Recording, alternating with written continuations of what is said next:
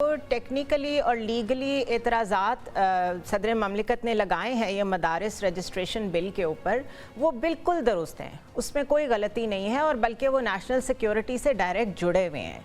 But problem ये है कि 26वीं आईनी तरमीम के वक्त जब मौलाना के साथ अग्री किया गया था ये सब कुछ, क्या उस वक्त ये मालूम नहीं था कि ये टेक्निकलिटीज़ इन्वॉल्व हैं और उस वक्त क्या उजलत में ये सब हो गया जो अब ये इतना बड़ा मसला खड़ा हो गया है? मेरे ख्याल में उजलत भी हुआ है और मुझे ऐसा लग रहा है कि डिस्कशन भी नहीं हुई होगी। उसकी वजह ये है कि अगर एक अस्पताल को आपने रजिस्टर्ड करवाना होगा तो वजारत सेहत में होगा ना। आप मुझे बता दो कि मदरसा भी एक इल्म है, एजुकेशन है, तो आप एजुकेशन को आप एजुकेशन डिपार्टमेंट के बजाय सोसाइटीज एक्ट में रजिस्टर्ड करेंगे तो कोई मंतक ही नहीं बनता है। तो मैं समझ रहा हूँ कि जल्दबाजी में ये सारी चीज हुई है। और दूसरी बात इसके अलावा ये कि ये इस्लामाबाद की हद तक तो ये फिर भी गवर्नमेंट अगर आंखें बंद कर ले तब भी हो सकते हैं, मगर अगर आप उसको सूबाई लेवल तक भी करेंगे तो आप मुझे बता दो कि 18वीं तरमीम के जरिए एजुकेशन, हेल्थ, सेफरान और बहुत सारे महकमे जो सूबाई हुकूमत को दी गई है तो उनका क्या बनेगा। तो इसका मतलब ये है कि खुली हुकूमत 18वीं तरमीम की जो ना वायलेशन कर रही है। नंबर 2।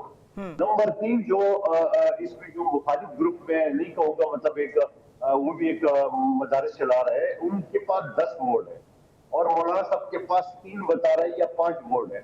अब 10 बोर्ड वाले कहते हैं हमको मानने को तैयार नहीं है सोसाइटीज एक्ट, हम तो एजुकेशन डिपार्टमेंट में जाना चाहते हैं। तो ये समझ लो कि इसमें डिबेट करने की जरूरत है। और 17 तारीख को ऑलरेडी 11 बजे जॉइंट सेशन बुलाई गई, इजलास जैसे रिक्वेस्टेशन जमा किया हुआ है। तो मैं समझ रहा हूँ कि वहाँ तमाम पार्लियामेंटेरियन मौजूद होंगे तो उस पर डिस्कशन होंगे तो कोई बेहतर उसका हल निकल सकता है। तो मैं समझ रहा हूँ मौलाना साहब को नाराज करेंगे तो भी सही नहीं है, और अगर मौलाना साहब को खुश करेंगे तो दूसरा ज्यादा नाराज होगा।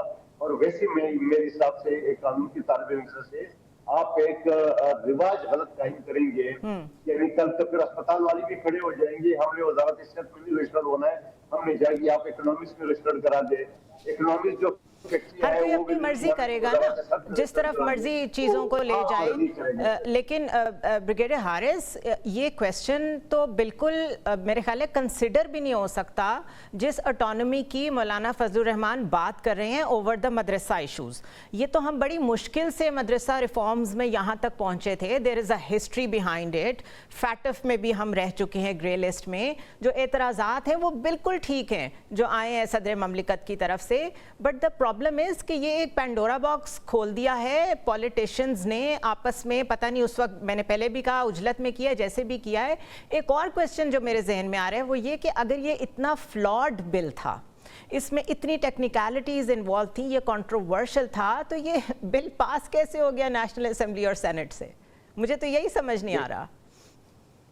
उस वक्त आपको पता है कि देवजन थी, मेरे ख्याल में काफ़ी जल्दबाजी में कर रहे थे। कभी एक रोज़ाना मीटिंग कभी मौलाना फजलुर रहमान की पीटीआई से हो रही है, कभी गवर्नमेंट से हो रही है, एंड दे वांटेड कि किसी तरीके से भी ये जल्दी से बिल हो जाए जब ये इनका था चीफ जस्टिस की रिटायरमेंट का वक्त। चले वो तो समझ में आती है कि उस वक्त बड़ी जल्दी थी कि अग्री कर जाएं, लेकिन ये पास कैसे हुआ बिल? असेंबली से भी सेनेट से भी किसी ने डिबेट नहीं की, किसी ने बैठ के इसको पढ़ने की जहमत नहीं की। देखें, यही तो हमारे जो है लेजिस्लेटर्स को समझ होनी चाहिए कि ये चीज़ें बड़ी अहम होती हैं, और ये जो खास तौर पर 2/3 मेजॉरिटी के जो इश्यूज होते हैं, कॉन्स्टिट्यूशन अमेंडमेंट करना, it has to be deliberately done. इसको बड़ी डिबेट करनी चाहिए थी, इसको थ्रेशोल्ड करना चाहिए था, उसको इसके प्री कौन कुछ सब कमेटी बन जाती जो मदरसों के रिफॉर्म्स को देखती है, वहाँ बैठ के बात करती। देखें असल इशू क्या है इसके अंदर।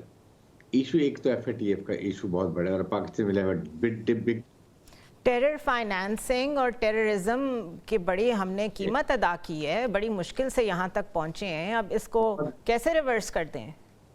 और GHQ में एक 2 स्टार जनरल को रिस्पॉन्सिबल बनाया गया, जिन्होंने बहुत जनरल आसिम मुनीर ने बहुत मेहनत से ये डिटेल डेलिब्रेशन की और FATF की जांच हम चुंगल से निकल गए। इशू सिर्फ एक है कि अगर गवर्नमेंट रजिस्टर्ड करती है तो इनका ऑडिट होगा, और ऑडिट होगा वो होगा, पता चलेगा कि पैसा कहाँ से आया, चैरिटीज, डोनेशंस कहाँ से आया, क्या एजेंडा था, किसने भेजा, वो भेजने वाले कौन थे, वो कहाँ यूज ये हो रहा सारा है। कुछ। हाँ, user, this is the issue. ठीक है, जिसकी वजह से ये बड़ा सख्त ये रिएक्शन आ रहा है मदरसों की तरफ से कि उनकी जो अपनी इजारादारी थी, वो कहते हैं जी हमारे बोर्ड्स हैं, उनमें हम रिस्ट्रिक्ट कर लेंगे। That doesn't matter. देन उसमें आपके सामने जनरल कमर ने कहा, जो रजिस्ट्रेशन के हैं इंचार्ज, उन्होंने कहा जी कि हम यहाँ से हम इनको मैथ भी पढ़ाएंगे, इंग्लिश भी पढ़ाएंगे, IT पढ़ाएंगे, स्किल्ड ताकि एजुकेशन की भी बात हुई थी।